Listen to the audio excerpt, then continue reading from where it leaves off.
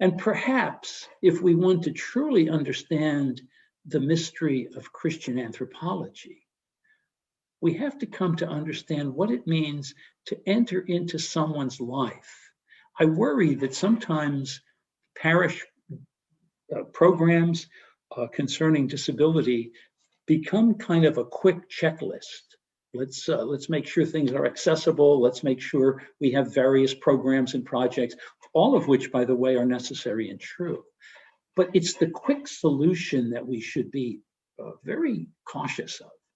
Because when all is said and done, if you want to understand the mystery of the human person, and especially the mystery of someone who is born or has a disability, we need to linger with that person, to spend time with that person.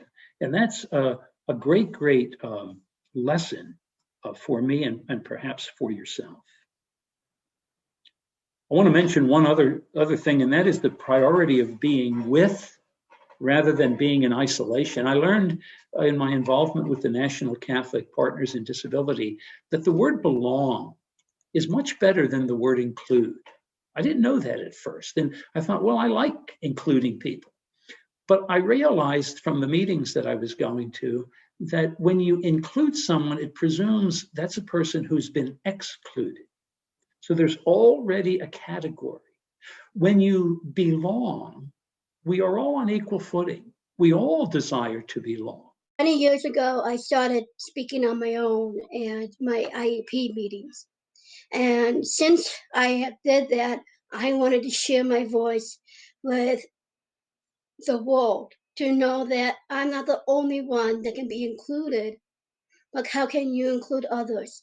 And so, like, the burning question for me is, how can we include her instead of asking, why should we include her?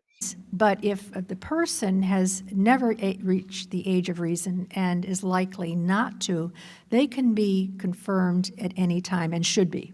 And parents should be encouraged to seek confirmation, the fullness of the Holy Spirit. The ability of the Holy Spirit to do what the Holy Spirit will do is profound. So, two of the problems that Corinne encountered in Mass were the oversensitivity to all of the sounds and the bumping of the pews and that sort of thing.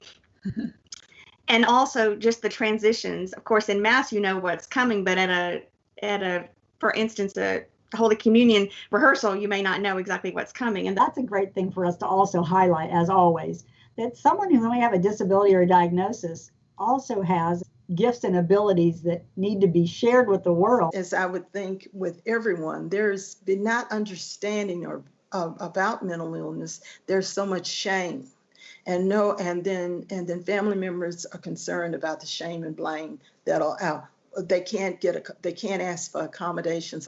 Right. But I did find in St. John of God, I found someone who basically took it upon himself to, on his own, vow to God that he would take care of people like that.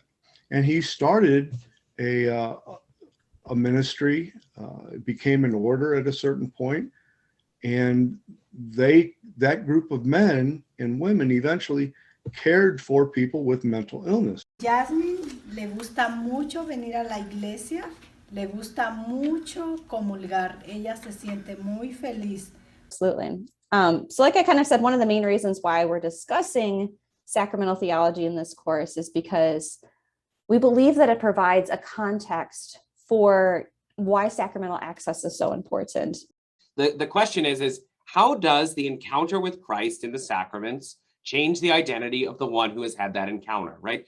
And it doesn't matter if you're a baptized babe, an infant, or if you're a 90-year-old at your deathbed receiving viaticum, receiving the sacrament of the sick. Every dimension of life gets to be taken up and transformed through Christ in the sacraments. Right. God gave us Down syndrome. It's not an illness that you're sick with. You're going to be born with it. You're going to be with it the rest of your life. Mm-hmm.